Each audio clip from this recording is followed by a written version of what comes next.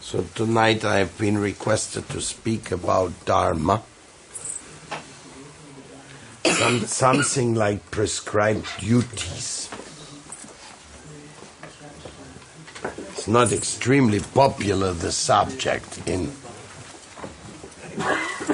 current day and age, because somebody prescribes and somebody is supposed to follow.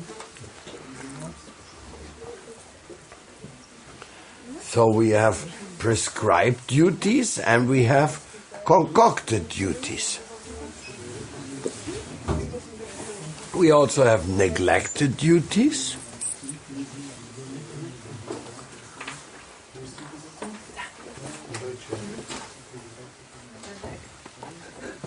Misunderstood duties.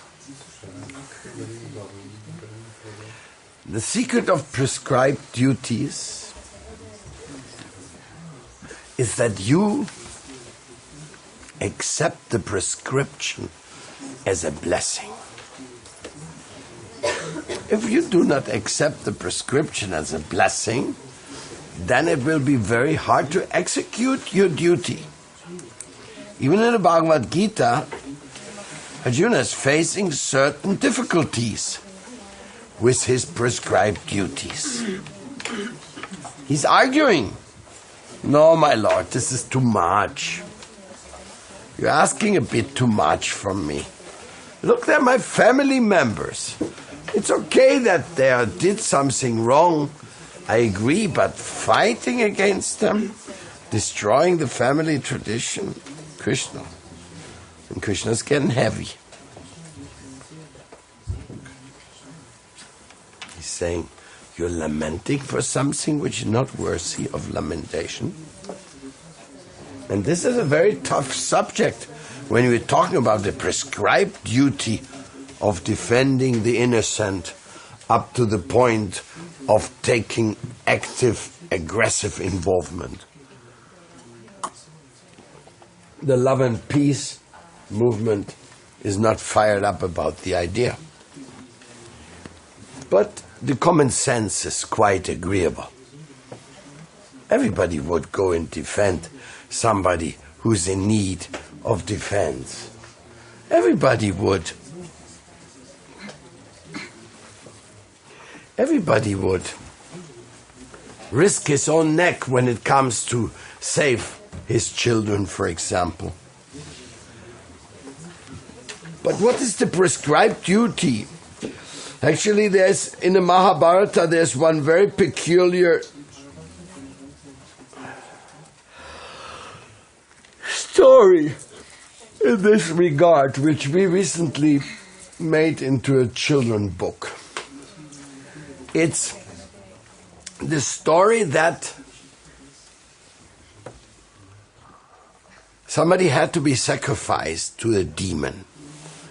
Because the demon had said, "If you're not giving me one family, I don't remember, every month, then I will come and create havoc and kill as many as I like."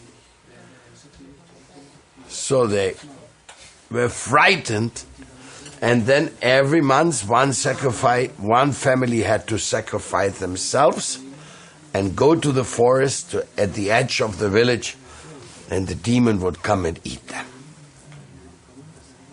In this way, life was going on until one day the Pandavas came to this village. And they just stood in the house where somebody was crying. And they were asking, "Why are you crying?" "Oh, because it is our term of being sacrificed. Because our family," they said, Bhima said, "What is this? What that system?" "Oh," they said, "in order to save a family, you have to sacrifice a person. In order to sacrifice a village, you have to sacrifice a family. In order to save a country, you have to sacrifice a whole village. And in order to save yourself, you have to sacrifice the entire world." So there was the moral teaching of this. of the Mahabharata. Dharma at its maximum. Sacrificing your life for somebody else. That type of dharma is not easy to find. But you see, when the young boys and girls, they're recruited to the army, they're sent with singing songs into their death. So somehow the concept of sacrificing yourself for something, it is noticeably present within us. But if it's not under the proper guidance, that may also be a nonsense. So Bhima said, you don't worry this time. Why? I will go and meet this demon. So the custom was that the demon was going to be supplied an entire carriage full of food. And the family who was bringing them. And he would eat the food and eat the family, eat everything. So Bhima said, you don't worry, you send me alone with the food. So they sent him out to the edge of the village where the demon used to come, and Bhima started to eat all the food.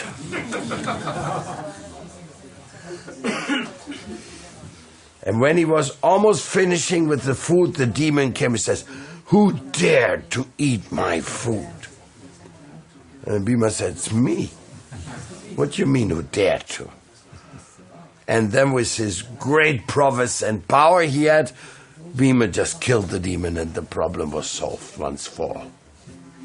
Strange demons are there in this world, I tell you. Unfortunately,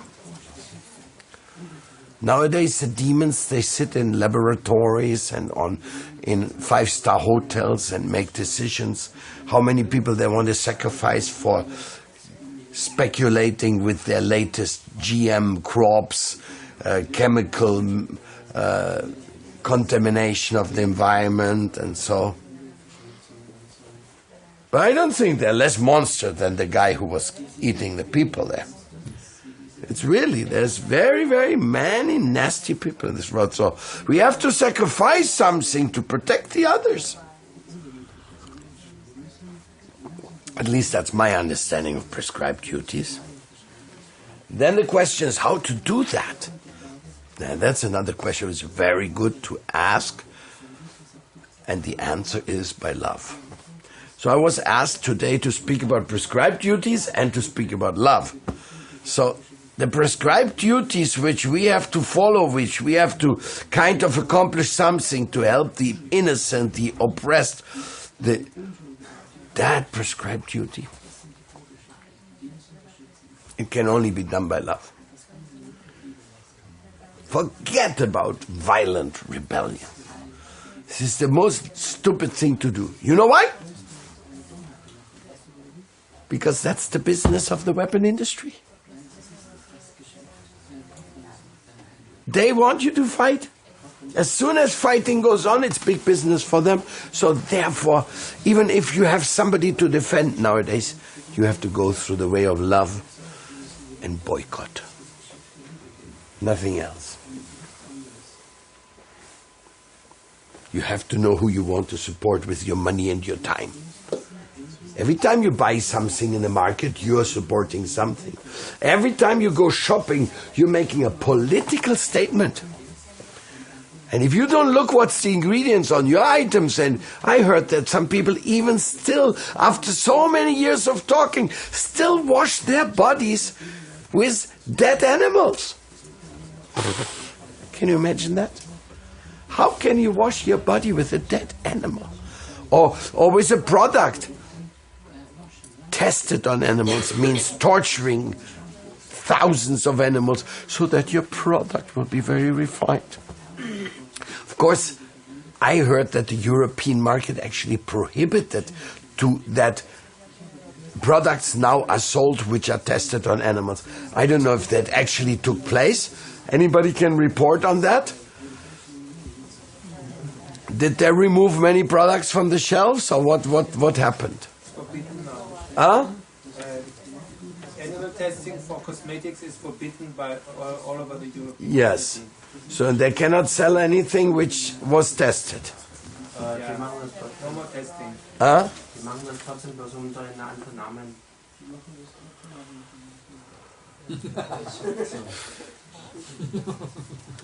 And now let's not get into it too much deeply involved right now. But anyhow, anybody who buys something, some product, health product, which is not vegan approved, is careless. These products, they do exist. Fortunately, the vegan science for many products like this has become quite developed, so it's definitely possible to get these things. And if you don't care for that, that means you don't care for the animals either. You're not a conscious consumer. So it's just one teeny little thing of duty. To be a conscious consumer is your duty, because as you consume, you spell out an approval of a market, an approval of a certain type of conduct. And, I didn't want to even get there. I just wanted to say that the prescribed duties, helping others, protecting others, it's definitely part of a developed consciousness. And therefore in the Vedas it has been taught that. But it had said, in order to save yourself, you have to sacrifice the whole world. That means you have to sacrifice your egotism. That is the real topic, the tough topic of spirituality. In order to save yourself, you have to sacrifice all the involvement with the world, which is illusion, which is nonsense, which is not helpful. It's not easy. It's a big sacrifice. But what can you say? The sacrifice is a sacrifice. You have to make the point clear. And also, the maximum endeavor of yourself will be exerted from you. Is that thing on? I don't hear it. I think someone wants to choke me here. Right? Open this. I have no oxygen. I'm going to faint any moment.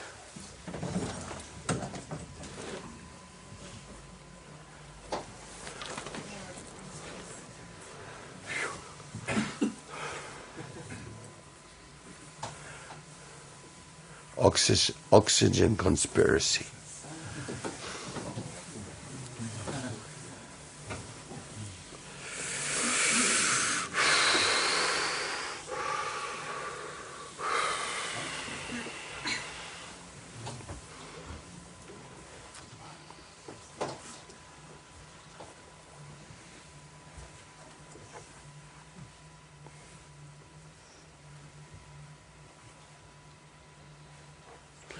To sacrifice yourself for somebody's well-being,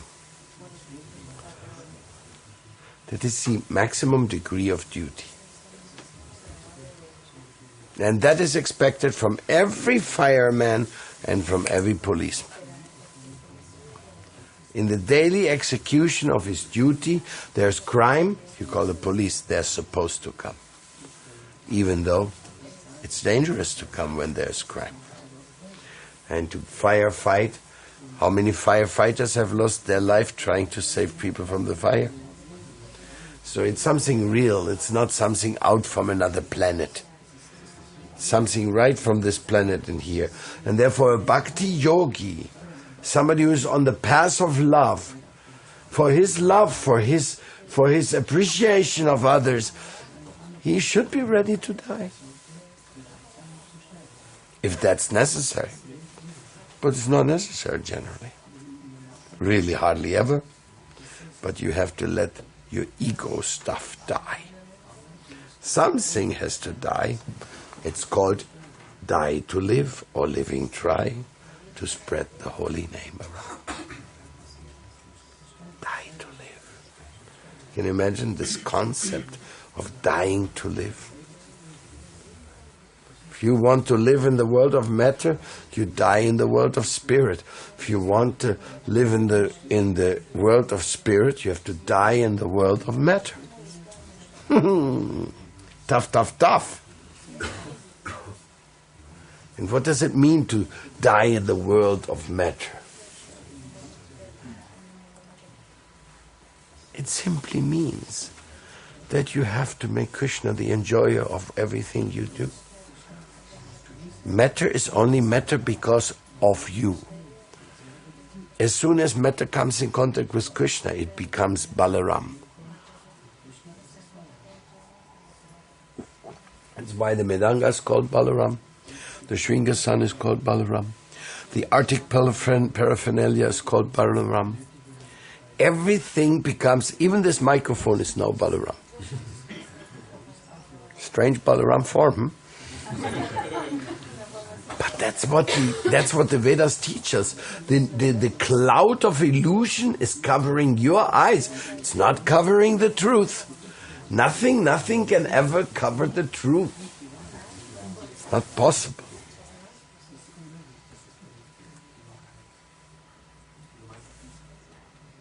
So you have to accept that the question of dying in matter simply means dying to misuse matter for some silly material things.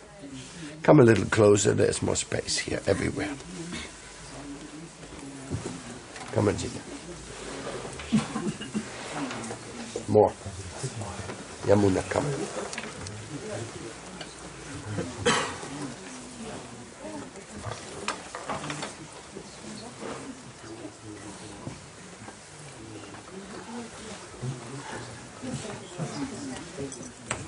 So,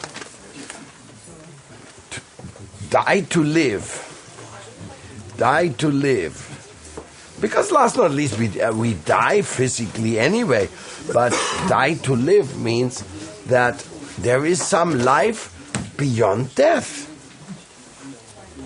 Beyond the death of egotism is the life of joy, the life of service divine.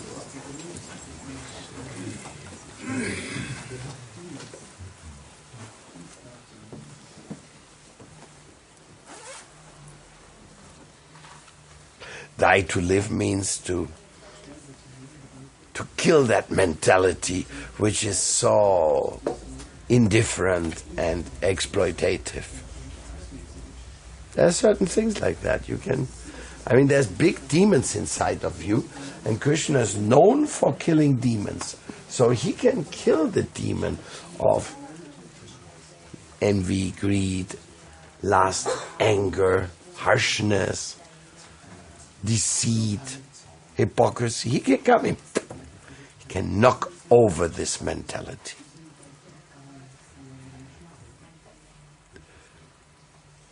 All you have to do is invite Krishna in his form of Parshuram to come inside of you and kick out everything unfortunately. You can also invite Lord Nrsingadev. You can also invite Lord Chaitanya. Only he kicks out everything and kills everything by chanting. So in this age of Kali Yuga, the best way of encounter with the sweet calling of the Absolute is the calling of Hare Krishna, Krishna Krishna, Hare Hare, Hare Rama, Rama Rama, Hare. We are all parts of the Absolute. But what is our relationship with the Absolute? What is our prescribed duty in regards to the Absolute? Mother has prescribed duties with children. Regular feeding. Nowadays, modern days, if any mother can be found guilty of putting her life, the health of the child in danger, then the Jugendamt comes, says, sorry, Mrs., this child will be taken in for proper safety and care. And she said, but this is my child. It may be your child, but you didn't take care properly. You put the child in danger by neglecting to feed it or to doing this or that. prescribed duties. You don't know what you have until you lose it. I met one couple, they lost their children like this. They were always taking drugs, they were irresponsible, and the Jugendamt came and they saw the children were dirty, neglected, and simply they took them away. And both of the parents went bananas, but they never recovered their children. So prescribed duties is something, even in the material world, it's known. You don't do your job right, you lose your job. Like husband and wife, that's a big prescribed duty. If you do your job right, then you deserve something good to happen. If you don't do your job nice, no guarantee can be given.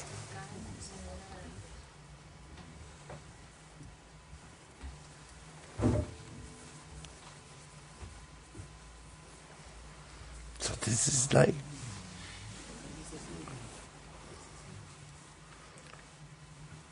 the prescribed duty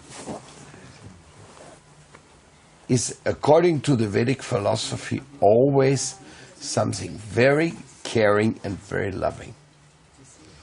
Every prescribed duty, and where there's no love and care, there is nobody can stay for a long time. That's why people have a hard time in the material world to stay anywhere, because there's no real love and care.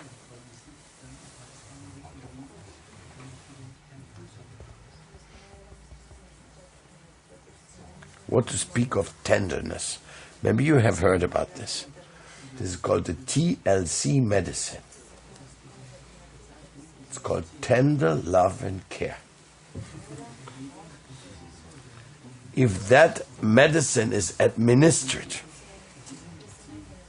then most likely things will work out.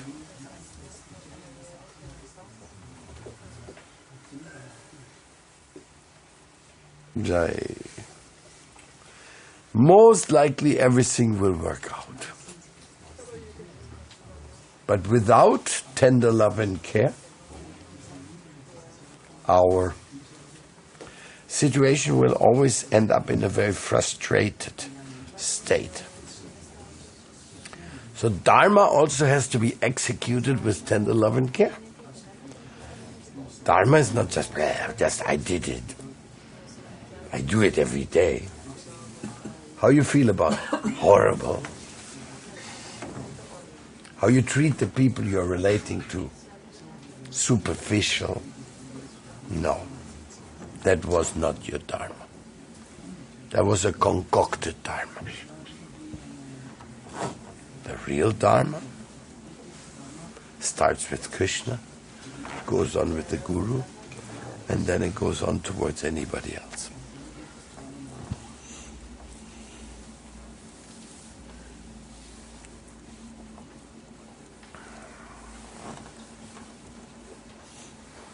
We are trained up that our Dharma is to compete. You got to be faster. You got to spend more. You got to sleep more. You got to be, like, always try to be on top of the others. That's why people, the more money they have, the less they want to work. Until they become members of the jet set. Some people dream of that. I'm dreaming of the day that others will work and I will just enjoy. That day will be so nice. I don't have to worry anymore. Everybody's sweating and I'm just doing good. So in this way, the way you execute your duties is so important. It's exactly where Bhakti Yoga comes in. It's exactly what devotional service means. Devotional service cannot mean imposed duties. That's why the temple president What a job he has. He has to engage the people lovingly. He has to get them to some or other agree. Yes, I will do it. Some or other agree.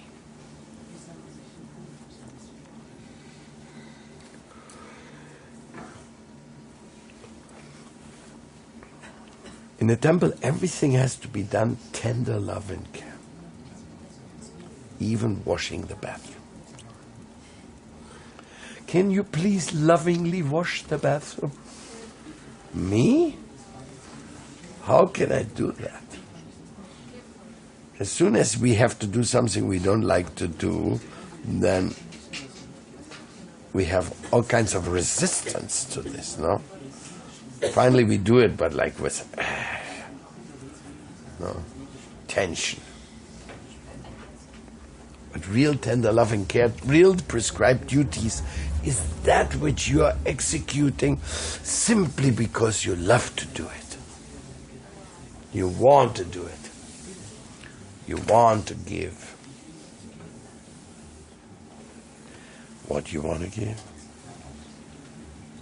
Well, if you really want to give something, you have to give your heart.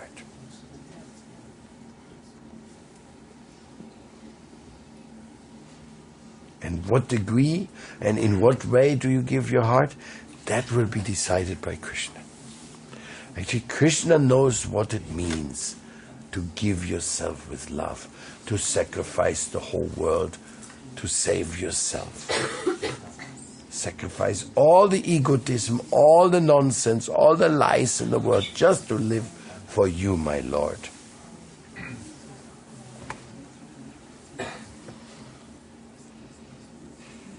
Just like you cannot give any poison to your child, right? If I give you some poison, say, listen, give this poison to the child. It's covered by sugar, it's delicious. Are you crazy? You want me to give poison to my child? Are you really crazy? I'm going to call the police. No, okay. I give you another pill. This has half the poison only. Give this to your child. Half the poison? You mean you want me to give poison to my child? What are you thinking? Who the hell you are? Okay. You are just a far out guy. Okay, give me this pill. I give you a pill which only has a quarter of the poison. But this one you will give, right? And again. So you are refusing. You don't want to give any poison to your child. Is that so? Well, if you feel like that, you better start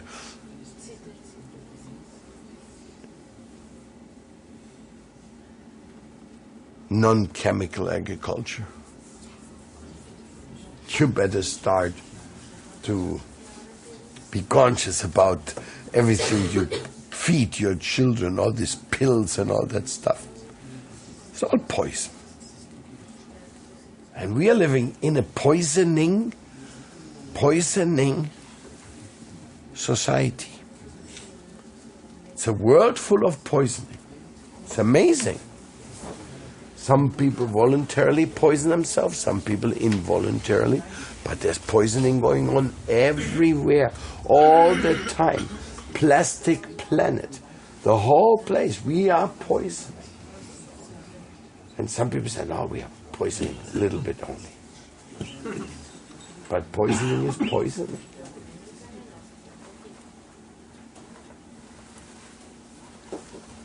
The prescribed duties here is a change of lifestyle. A total change of lifestyle. Mahesh Bhatt, a famous Indian movie maker, he made a movie called Poison on Your Platter, showing that our food today is just poison and has so much suffering on a simple plate. Suffering, immense suffering.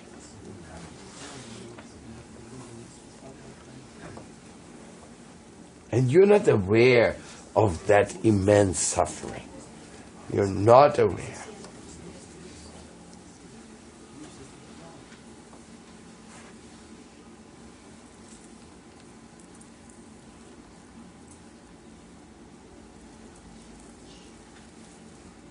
In most cases.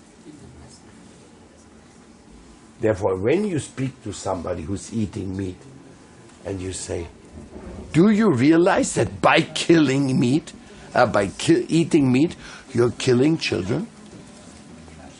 Do you realize that? No, I'm not killing any children.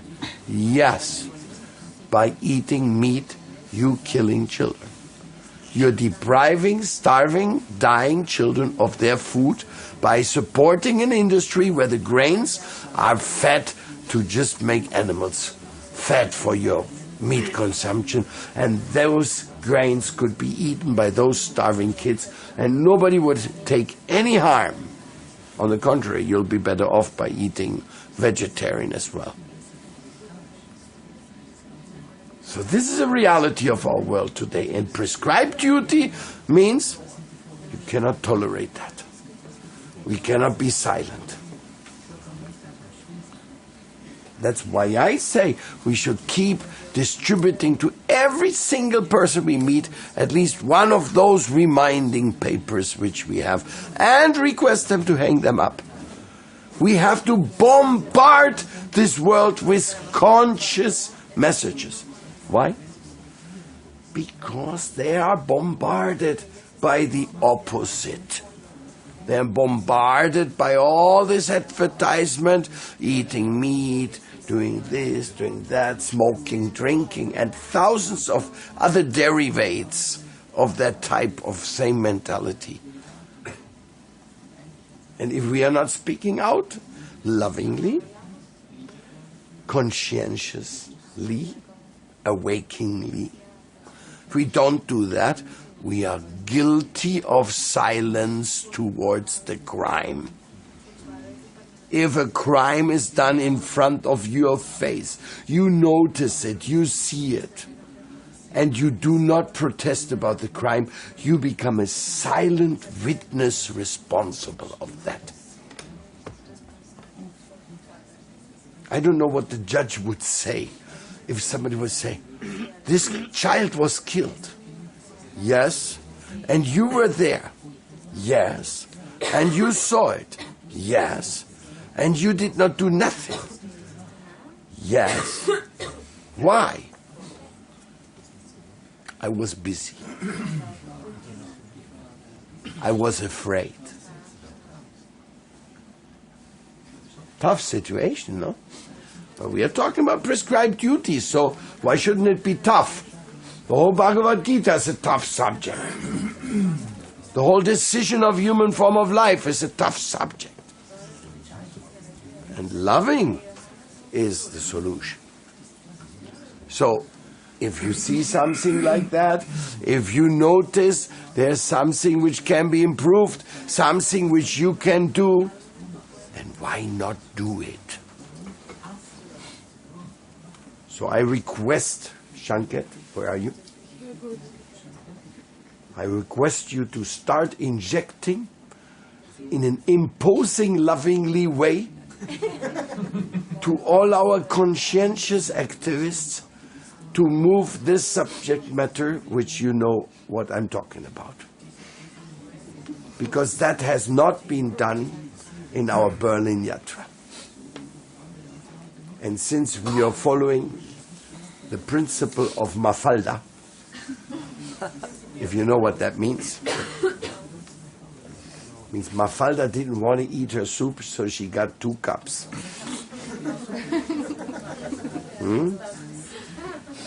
Sometimes we have to take more engagement and more participation that our brothers and sisters are protected. I am serious about this. I'm just saying that to Shankar because I know she does what I say, and that will be done, and that will be a great impact. Otherwise, no impact, no nothing. I mean, Gora Shakti is supposed to be the revolutionary of the animal defense movement, but after he wrote this little paper 25 years ago, I never seen another thing from him. I don't know what the heck are we doing for the animals. For the animals and for so many victims of our negligent lifestyle. And I'm really sick of it. I hear people, I eat meat because I like it. Okay, you like it, so we give you gluten. We have good stuff for you to eat. You don't need to eat your brothers and sisters, you're poor. I mean, this is the thing. Do you accept prescribed duties or not? Or you just say, no, I'm just closing my eyes, say, Om, let the world go to hell. Om, let the world go to hell. I have nothing to do with it. I don't believe in that yoga, I must tell you, you know. This is this commercial bogus yogi. If you want to be part of this world, well, try to be a little bit like Mahatma Gandhi at least. At least in your environment.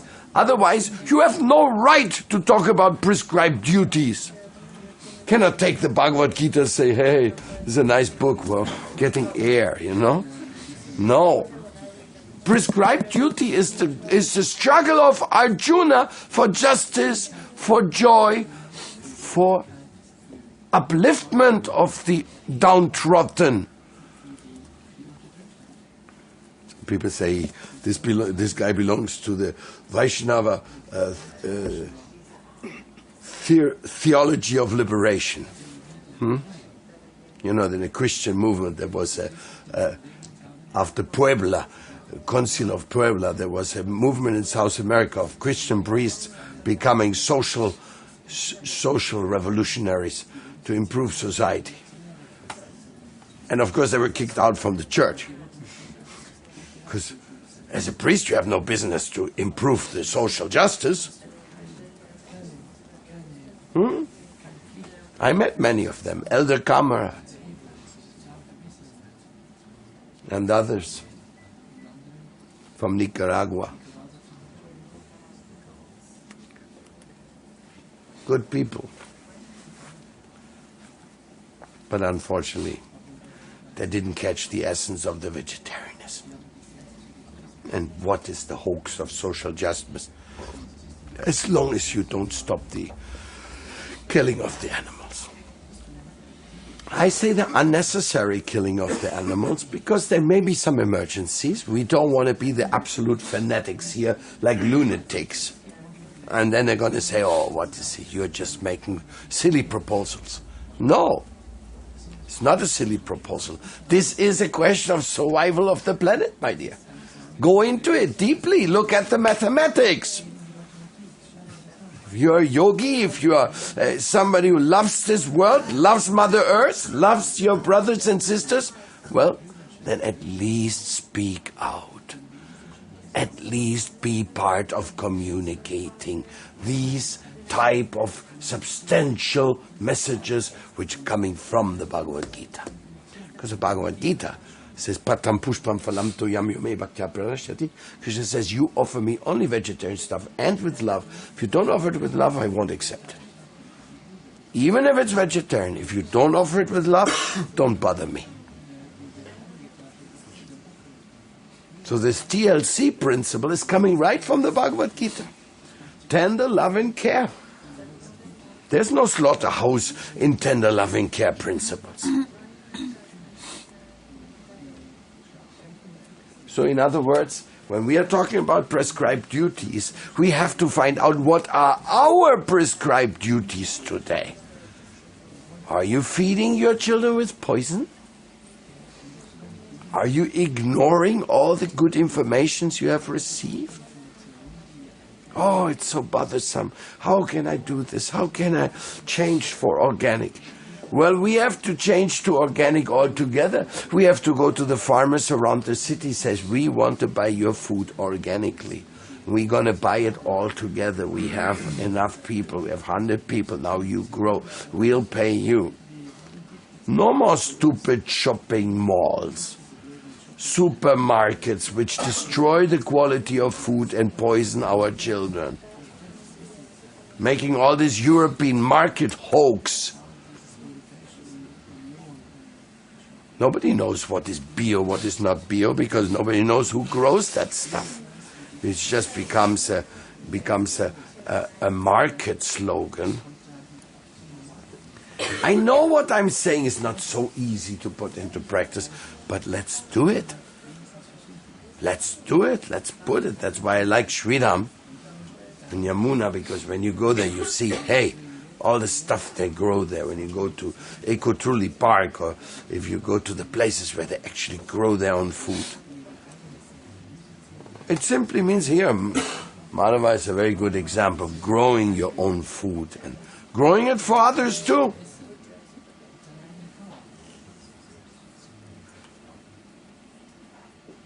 So it's not something which never happened and you can never see it. No, but you have to go and support. You have to make an effort, a conscientious effort. And I don't say these things for the sake of criticizing. I say these things for the sake of not poisoning our children.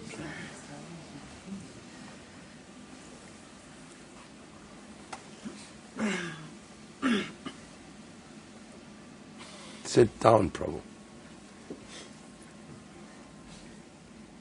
So I'm asking you very sincerely from the core of my heart, you embrace your Dharma, and with love you are going to help all those who are in ignorance. They are all our friends, all the meat eaters, all the Monsanto employees, all of these people, they are all our friends. They are all those who are involved in the sinful activities, they are even more needed. They are in the greatest need to be enlivened and to be saved. And it's very difficult to give up a business which makes good money at the cost of others. Many things are very difficult to accomplish, but one thing we have to have clear in our prescribed duties. This is a path of love. And we will win this battle only with love.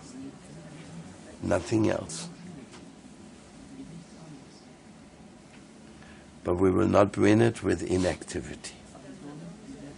We have to be at least conscientious communicators and good examples. And I'm a traveler, you know. I am not long time enough in Berlin to organize anything. But if I'd be in Berlin, I tell you, I'd be organizing these things. Anywhere I go, anywhere I would be, I would definitely organize these things to the best of my capacity.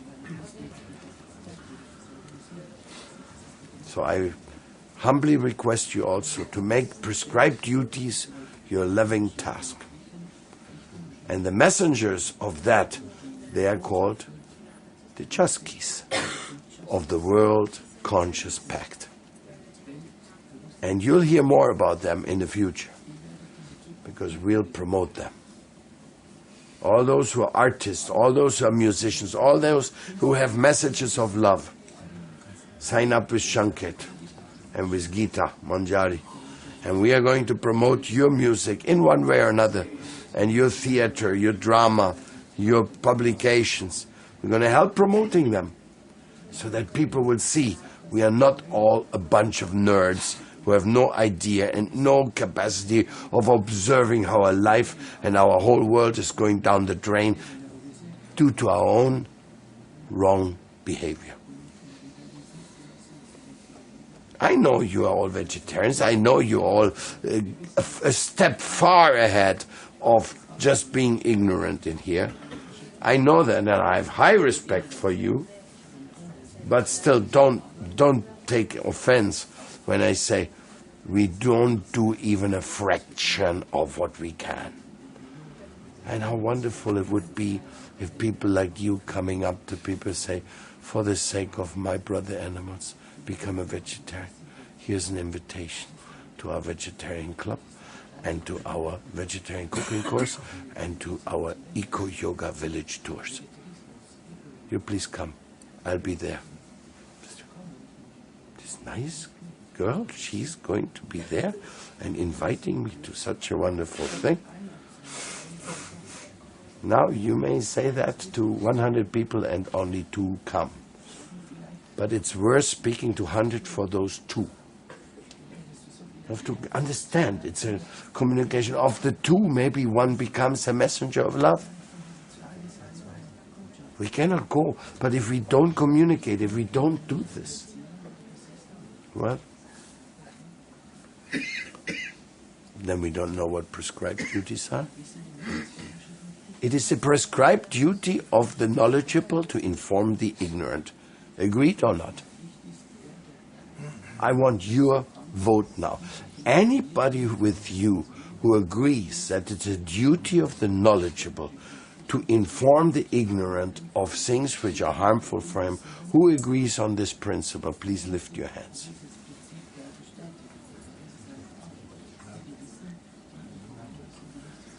Well, if just you who lift the hands try your best, we already got a lot accomplished.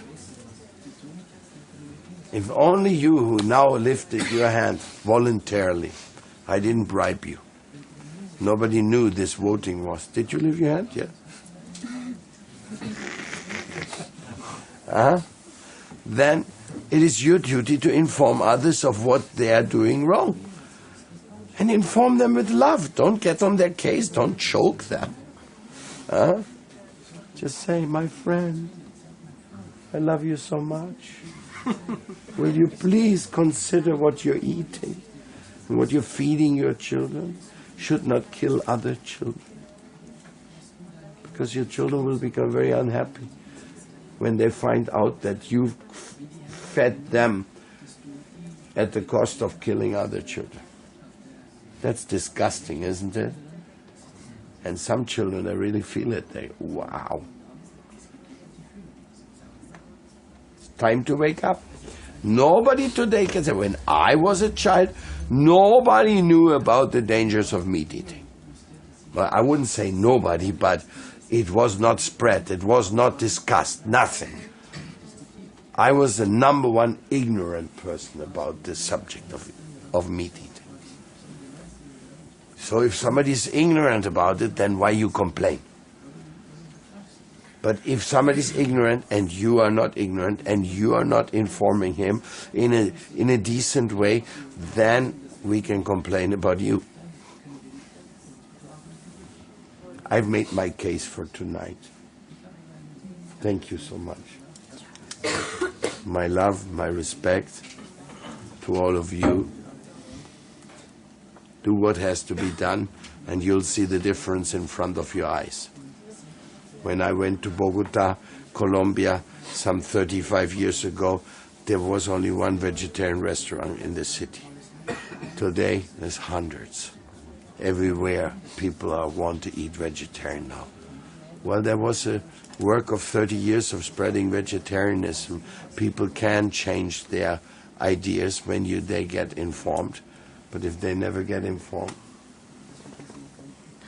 Any question?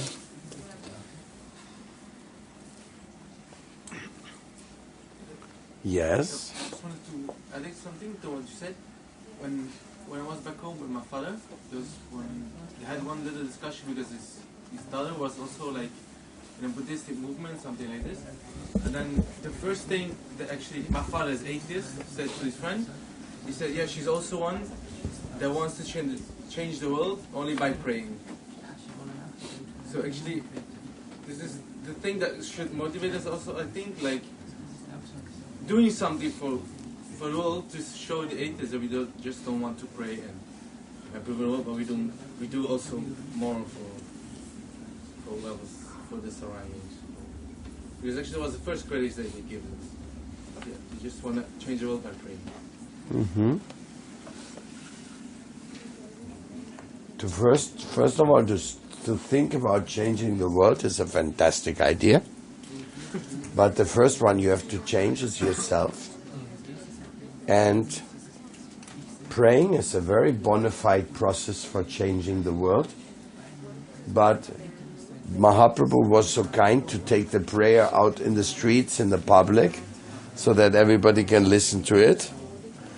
And besides that, we don't pray all the day. We also have so many interactions with society. And in those interactions, we can be messengers of all these wonderful things. My spiritual master, he was speaking in innumerable occasions to people that they should become real followers of the fifth commandment. He said that again and again. You want to be successful in your spiritual life, but it says, thou shalt not kill, but you are killing. So how can you get the benefit of being a Christian?